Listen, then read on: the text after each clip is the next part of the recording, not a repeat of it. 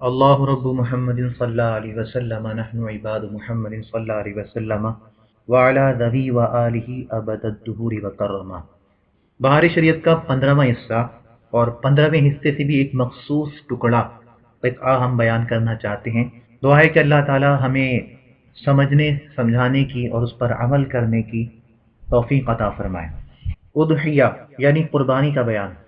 اضحیہ عربی کا لفظ ہے اور اسی کا ترجمہ اور اردو ٹرانسلیشن قربانی۔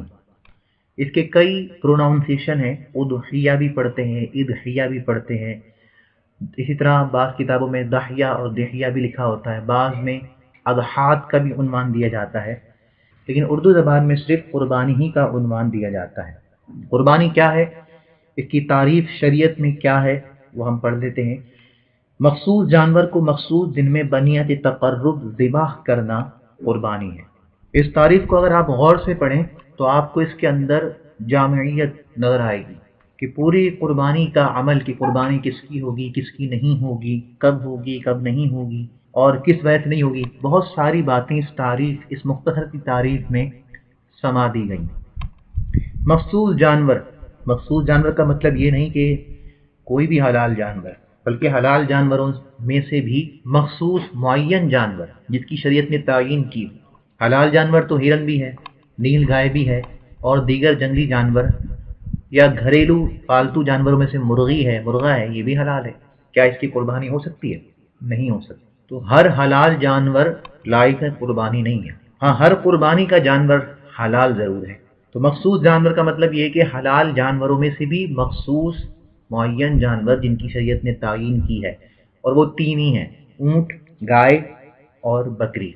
اس میں مذکر و مؤنث آ جائیں گی، اور اس کے ماتحت جو انواع آتی ہیں، بکری کے ماتحت بھیڑ آ گئی، گائے کے ماتحت بھینس آ گئی، اور اونٹ کے ماتحت اس کی مؤنثہ آ جائے گی، تو یہ سب اس میں شامل ہو جائیں گے۔ مخصوص جانور کو مخصوص دن میں، وہ دن کیا ہے؟ 10 ذی الحجہ، 11 ذی الحجہ اور 12 ذی الحجہ کے غروب آفتاب سے پہلے پہلے قربانی کا وقت ہے۔ افضل یہ ہے کہ آپ 10 ذی الحجہ کی صبح ہی قربانی کریں، لیکن اگر کسی وجہ سے قربانی نہیں ہوتی تو آپ 11 کو بھی اور 12 کی مغرب سے پہلے پہلے قربانی کا عمل کر سکتے ہیں۔ یہاں ایک اضافہ اور ہونا چاہیے تھا، صاحب باری شریعت نے نہیں کیا، لیکن ہمارے فقہاء اکرام میں سے بعض نے، جیسے صاحب اختیار نے، اختیار کتاب کا نام ہے، انہوں نے بسن مخصوص کا بھی اضافہ کیا ہے۔ سن مخصوص کا مطلب یہ ہے کہ مخصوص عمر میں، اور یہ اضافہ، یہ قید بالکل معقول ہے، کیونکہ جن جانوروں کا میں نے نام لیا جن کی قربانی شریعت نے مقرر کی ہے، اونٹ، گائے، بکرا وغیرہ، یہ بھی مطلقاً نہیں بلکہ ایک ان کی عمر ہے۔ اونٹ کی 5 سال، گائے کی 2 سال، بکری کی 1 سال، تو یہ جانور بھی مخصوص عمر تک پہنچیں تو پھر قربانی کے لائق ہوں گے۔ صاحب بار شریعت نے اس قید کا اضافہ نہیں کیا، لیکن یہ قید بالکل مناسب ہے جس کا اضافہ ہونا چاہیے تھا۔ مخصوص جانور کو مخصوص عمر کے حصے میں مخصوص دن میں بنیت تقرب ذبح کرنا۔ بنیت تقرب یعنی عبادت کی نیت سے ذبح کرنا، اس لیے کہ ہر عبادت کے لیے، عبادت مقصودہ کے لیے نیت ضروری ہے۔ ہم اس بارے میں کافی گفتگو اپنے پچھلے لیسنز میں کر چکے ہیں، جو ہم نے زکوٰۃ اور روزے کے حوالے سے آپ کے گوش گزار کیے۔ بالخصوص اگر آپ روزے کا بیان، جو پہلا لیسن ہے وہ سنیں، اور تیسرا لیسن جو نیت کے متعلق مسائل ہم نے وہاں بیان کیے ہیں، تو اگر آپ وہ سنیں آپ کو خاطر خواہ فائدہ ہوگا۔ وہاں ہم نے نیت کے حوالے سے بہت کچھ بتایا ہے۔ مزید یہاں ایک بات عرض کر دیتے ہیں تاکہ آپ کو یہ معلوم ہو جائے کہ آخر عبادت میں نیت ضروری کیوں ہے۔ نیت دل کے ارادے کا نام ہے، اور یہ عبادت میں ضروری اس لیے ہے تاکہ عبادت اور عادت میں فرق ہو سکے۔ آدمی کبھی کھانا چھوڑ دیتا ہے اس لیے کہ دل نہیں چاہ رہا، اس لیے کہ ڈاکٹر نے منع کیا ہے، پرہیز کرنا ضروری ہے، یا اس لیے کہ روزہ رکھا ہے۔ آدمی جانور کو ذبح کرتا ہے اس لیے کہ مہمان آ رہے ہیں، ان کی دعوت کرنی ہے، اس لیے کہ جانور بیمار ہو گیا، یوں ہی مر گیا تو مردار ہوگا، کھا بھی نہیں سکتے کہ حرام ہے، اور اس کو بیماری کی وجہ سے کوئی خریدے گا بھی نہیں، تو کیوں نہ اس کو ذبح کر لیا جائے، اس کو کھا لیا جائے۔ اور یوں ہی کبھی قربانی کے لیے بھی ذبح کیا جاتا ہے، کبھی شادی بیاہ تقریبات کے لیے ذبح کیا جاتا ہے۔ تو عمل ایک ہی ہے، جانور ذبح ہو رہا ہے، آدمی کھانا پینا چھوڑ رہا ہے، آدمی مسجد میں اسٹے کر رہا ہے، لیکن آخر کیوں کر رہا ہے؟ تو یہ نیت بتائے گی، نیت سے تعین ہوگا کہ آدمی مسجد میں اعتکاف کی نیت سے ٹھہرا ہے یا یوں ہی سفر سے تھک گیا تھا اور راستے میں سانس لینے کے لیے مسجد میں ٹھہر گیا۔ اگر اعتکاف کی نیت سے ٹھہرا ہے یا نماز کے انتظار میں ٹھہرا ہے تو عبادت میں ہے، اور یوں ہی سانس لینے کے لیے ٹھہرا ہے تو عبادت میں نہیں ہے، وہ صرف ایک عادت ہے، ضرورت ہے۔ جانور کو ذبح کیا ہے شادی بیاہ یا دیگر تقریبات کے لیے، دعوت کے لیے، تو یہ جائز ضرور ہے لیکن عبادت نہیں ہے۔ لیکن اگر یہی جانور بنیت تقرب قربانی کی نیت سے ذبح کرتا ہے تو یہ عبادت ہے۔ یوں ہی کھانا پینا چھوڑتا ہے، اگر پرہیز کی نیت سے کرتا ہے تو اگرچہ جائز عمل ہے، سنت ہے، پرہیز تمام دواؤں کا سردار ہے، وہ سب باتیں ٹھیک ہے لیکن یہ عبادت نہیں ہے۔ ہاں اگر روزے کی نیت سے کھانا پینا چھوڑتا ہے تو یہ عبادت ہے۔ تو نیت ہر عبادت مقصودہ میں لازمی ہے، بغیر نیت کی عبادت کوئی ہو ہی نہیں سکتی، کہ نیت ہی عبادت اور عادت میں فرق کرتی ہے۔ تو چونکہ قربانی بھی ایک عبادت ہے، تقرب ہے، اس لیے یہاں پر بھی نیت کمپلسری ہوگی۔ ذبح کرنا، ذبح کا مطلب ہے چند رگیں جانور کے گلے میں ہوتی ہیں، 4 رگیں، انہیں کاٹنا۔ 3 کاٹنا تو لازمی ہے، کمپلسری ہے، اس کے بغیر جانور حلال ہی نہیں ہوگا، اور چوتھی بھی کٹ جائے تو بہت اچھی بات ہے۔ تو کوئی جانور، ایک تو جانور حرام ہے وہ تو حلال ہو ہی نہیں سکتا، لیکن جو جانور حلال بھی ہے وہ بھی بنا ذبح شرعی کے، یعنی جو شریعت نے طریقہ بتایا ہے ذبح کرنے کا، 3 یا 4 آگے کاٹنا، اس کے بنا وہ بھی حلال نہیں ہو سکتا۔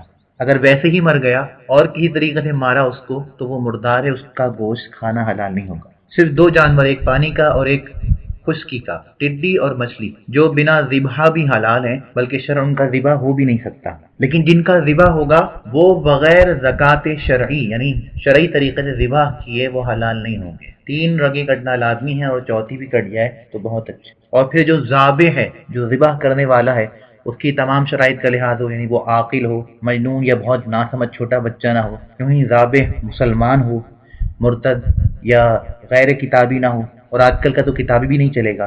یوں ہی تیسری شرط یہ ہے کہ اللہ عز و جل کے نام کے ساتھ ذبح کرے، اور چوتھی شرط یہ کہ ذابح اللہ کا نام خود اپنی زبان سے لے، دوسرے نام لیتے رہے اور یہ اس نے نہیں لیا حالانکہ اسے یاد بھی تھا، تب بھی جانور حرام ہو جائے گا۔ اور 5ویں شرط یہ ہے کہ نام الہی لینے سے ذبح پر نام لینا مقصود، کسی اور دوسرے مقصد کے لیے بسم اللہ پڑھنا مقصود نہ ہو۔ بس اوقات لوگوں کی عادت ہوتی ہے کہ وہ ہر کام کا آغاز بسم اللہ سے کرتے ہیں، اچھی عادت ہے، لیکن جس وقت قربانی اور ذبح کا عمل کیا جا رہا ہو تو وہاں نیت یہی ہو کہ ذبح کے لیے بسم اللہ یا اللہ کا نام لیا جا رہا ہے، غیر خدا کا نام نہ لے۔ اور 7ویں شرط یہ ہے کہ جس کو ذبح کیا جا رہا ہے وہ اس میں حیات کی کچھ نہ کچھ رمق باقی ضرور ہو۔ تو بنیت تقرب ذبح کرنا، ذبح کی تمام شرائط کو ملحوظ رکھتے ہوئے، یہ قربانی۔ مخصوص جانور کو مخصوص دن میں بنیت تقرب ذبح کرنا قربانی ہے۔ یقیناً آپ کو اس تعریف کی خوبی اور اس کی جامعیت کا اندازہ ہو گیا ہوگا جو میں نے اپنی اس تعداد علم کے مطابق آپ سے شیئر کیا، کہ مخصوص جانور سے مراد صرف 3 جانور ہیں، سارے حلال جانور نہیں۔ مخصوص عمر سے مراد ان 3 جانوروں کی بھی ایک مخصوص ایج، ہر عمر کا نہیں۔ مخصوص دن یعنی 11، 12، 13 ذی الحجہ کی مغرب سے پہلے پہلے، سارے دن نہیں۔ اور بنیت تقرب عبادت کی نیت سے ذبح کرنا، یہ قربانی ہے۔ تو یہ سمجھ لیجئے جہاں یہ قربانی کی تعریف ہے وہیں یہ قربانی کے عمل کی شرائط اور رکن کا بیان بھی ہے، کہ جانور وہی مخصوص ہونا چاہیے، ہر طرح کا حلال جانور نہیں۔ دن ایک معین مخصوص جو شریعت نے بتایا وہی ہونا چاہیے، سارے دن نہیں، اگرچہ وہ بھی اللہ کے بنائے ہوئے۔ مخصوص عمر کا جانور ہو، ہر عمر کا نہیں۔ اور پھر بنیت تقرب ذبح کا عمل کیا جائے تو یہ قربانی ہے۔ یہاں ایک بات میں ضمنی فائدے کے طور پر بتا دوں، تاریخ میں ہم نے کہا مخصوص دن میں، حالانکہ دن، اوقات، ماہ و سال سب اللہ کے بنائے ہوئے ہیں۔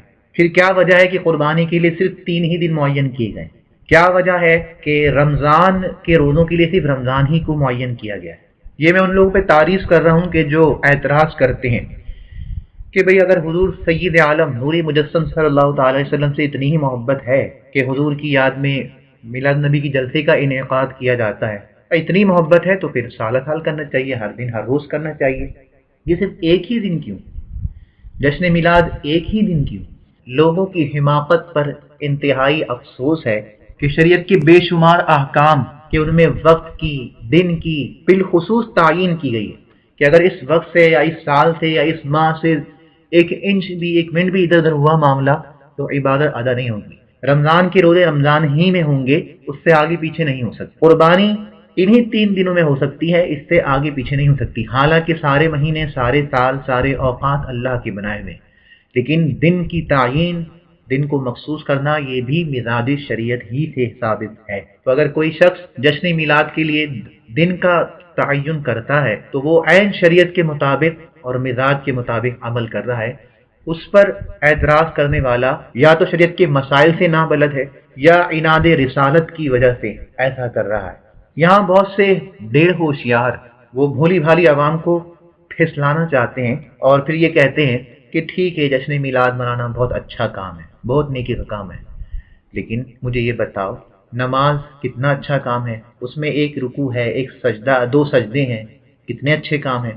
اگر کوئی شخص کہ یہ اچھا کام ہے 2 سجدوں کے بجائے 3 سجدے کر لے، ایک رکوع کے بجائے 2 رکوع کر لے، تو کیا اس کی نماز ہو جائے گی؟ نہیں ہوگی۔ کیوں نہیں ہوگی؟ کیونکہ اللہ کے رسول صلی اللہ علیہ وسلم نے نہیں کیا۔ حضور نے 2 سجدے بتائے، ایک رکوع بتایا ہے نماز میں، اس لیے صرف ایسا ہی ہو سکتا ہے۔ اگر اس کے خلاف عمل کیا جائے، ہر چند اچھا سمجھ کے بھی کیا جائے، تو وہ کام صحیح نہیں ہوگا۔ لہذا چونکہ جشن میلاد اگرچہ اچھی سوچ ہے آپ کی، اچھا کام ہے، لیکن چونکہ حضور نے نہیں کیا اس لیے یہ اچھا کام نہیں ہو سکتا۔ اب بھولی بھاری عوام وہ بیچاری نہیں سمجھ پاتی اور کچھ تو بہک جاتی ہے، کچھ لاجواب ہو جاتے ہیں۔ تو یہاں میں ضمناً ایک اور قاعدہ اور فائدہ سمجھا دوں۔ عبادت 2 طرح کی ہے، عبادت مطلق، عبادت مقید۔ عبادت مطلق کی جس میں وقت کی، ماہ و سال کی، کیفیت کی، حالت کی کوئی قید نہیں ہے، جگہ کی کوئی قید نہیں ہے، اور عبادت مقید کی جس میں بہت ساری قیودات ہیں، شرائط ہیں۔ تو جو عبادت مطلق ہے، وقت سے، حالت سے، جگہ سے اور دیگر قیودات سے بے قید ہے، بالکل مطلق ہے، صرف کام شریعت کو مطلوب ہے، کس طرح، کہاں کہاں، کتنی دفعہ کرنا ہے، یہ شریعت کو مطلوب نہیں، تو ایسا کام جتنا چاہے، جب چاہے، جتنی توفیق ہو کرے، جائز ہے اور باعث ثواب ہے۔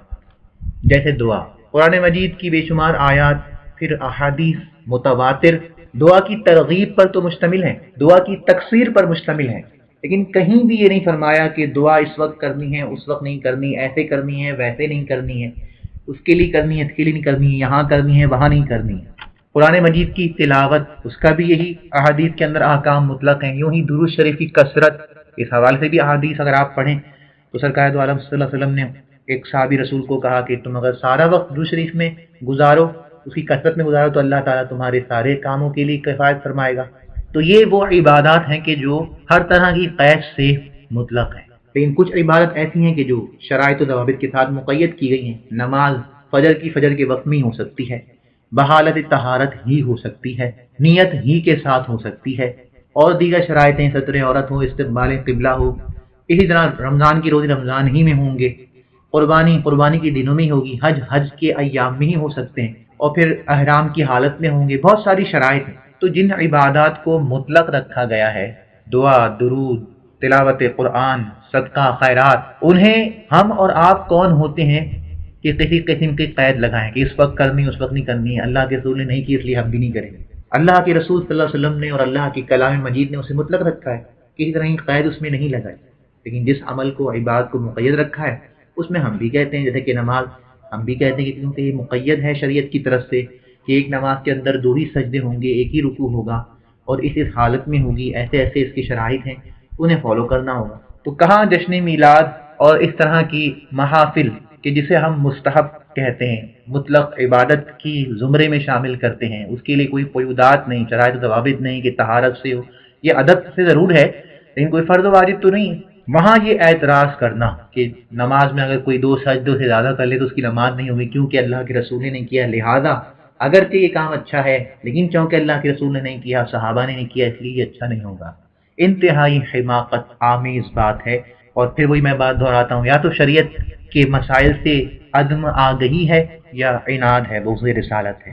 خیر، دوبارہ میں ایک بار صاحب بہار شریعت کی عبارت کا اعادہ کر دوں، تعریف سن لیجئے۔ مخصوص جانور کو مخصوص دن میں بنیاد تقرب ذبح کرنا قربانی ہے، اور کبھی اس جانور کو بھی اضحیہ اور قربانی کہتے ہیں جو ذبح کیا جاتا ہے۔ ایک ہے قربانی جو کہ عبادت ہے اور سنت ابراہیمی ہے، اور ایک ہے وہ جانور جسے ذبح کیا جاتا ہے۔ اب جو جانور ہے جسے ذبح کیا جا رہا ہے وہ قربانی نہیں ہے، در حقیقت وہ تو مذبوح ہے، اسے ذبح کیا گیا ہے قربانی عبادت کے لیے. اصل میں قربانی وہ نہیں ہے، قربانی تو ایک عبادت ہے کہ جس کا تعلق وقت سے ہے، 11 12 13 ذی الحجہ اس وقت سے. لیکن عرف و عادت میں کبھی ایسا ہوتا ہے، اور ہمارے عرف میں بھی اس طرح شائع اور ضائع ہے کہ وہ جانور جسے ذبح کیا گیا ہے اسے قربانی کہہ دیا جاتا ہے. کہیں کہتے قربانی کا جانور، کہیں اسی کو ہی قربانی کہہ دیا جاتا ہے. یعنی جو وقت کا نام تھا وہ شے کو دے دیا. تسمیۃ الشیء باسم وقت ہی، جیسے ہم نمازوں میں بھی کرتے ہیں کہ میں نے ابھی فجر پڑھی، میں نے ابھی ظہر پڑھنی ہے، میں عصر پڑھوں گا. تو جو میں پڑھوں گا یا جو میں نے پڑھی وہ تو نماز ہے. فجر ظہر عصر یہ تو ان نمازوں کا وقت ہے. تو کام نماز تھا، اور جس وقت میں وہ کام ہوا اس وقت کا نام تھا فجر ظہر عصر. لیکن کیا ہوتا ہے ہمارے عرف میں کہ جو وقت کا نام تھا وہ نام عمل کو دے دیا جاتا ہے. نماز کے عمل کو وقت فجر کا نام دے دیں گے، فجر پڑھی، ظہر پڑھی، عصر پڑھی. تو یہاں پر بھی ایسے ہے کہ وقت کا نام ہے قربانی اضحیہ، لیکن اس وقت میں جسے مذبوح ذبح کیا گیا اس پر بھی کبھی اطلاق کر دیتے کہ یہ قربانی ہے. مزید فرماتے ہیں صاحب بہار شریعت، قربانی حضرت ابراہیم علیہ السلام کی سنت ہے جو اس امت کے لیے باقی رکھی گئی، اور نبی کریم صلی اللہ تعالی علیہ وسلم کو قربانی کرنے کا حکم دیا گیا. ارشاد فرمایا فصلی لربک وانحر، اپنے رب کے لیے نماز پڑھو، قربانی کرو. اس کے متعلق پہلے چند احادیث ذکر کی جاتی ہیں اور پھر فقہی مسائل بیان ہوں گے. تو تقریباً صحاح سے اور امام احمد وغیرہ، دارمی وغیرہ دیگر کتب احادیث سے 21 احادیث ذکر کی ہیں. یہاں ترجمہ لکھا ہے عوام کی آسانی کے لیے، اگر کوئی اس کی اصل عربی چاہتا ہے تو اس پر بھی کام کیا ہے مولانا نے، نام مجھے ان کا اس وقت ذہن میں نہیں. امجد الاحادیث کے نام سے انہوں نے ایک کتاب ترتیب دی ہے جس کے اندر ان احادیث کی عربی عبارت کو شامل کیا ہے کہ جو احادیث صاحب بہار شریعت نے ہر باب کے آغاز میں ذکر کی ہیں. اور اس لیے ذکر کی ہیں کہ لوگوں کو معلوم رہے کہ فقہ حنفی کے جو مسائل یہاں بیان ہوئے وہ قرآن و حدیث سے جدا نہیں ہیں، بلکہ وہ احادیث جو یہاں ذکر کی گئی انہی سے مترشح مسائل ہیں کہ جو فقہی مسائل کے عنوان سے ذکر کیے گئے ہر باب میں. تو اگر کسی کو عربی پڑھنے کا شوق ہو اور اصل عربی الفاظ کی حدیث پر اطلاع کی خواہش ہو تو وہ اس کتاب کو دیکھ سکتے ہیں.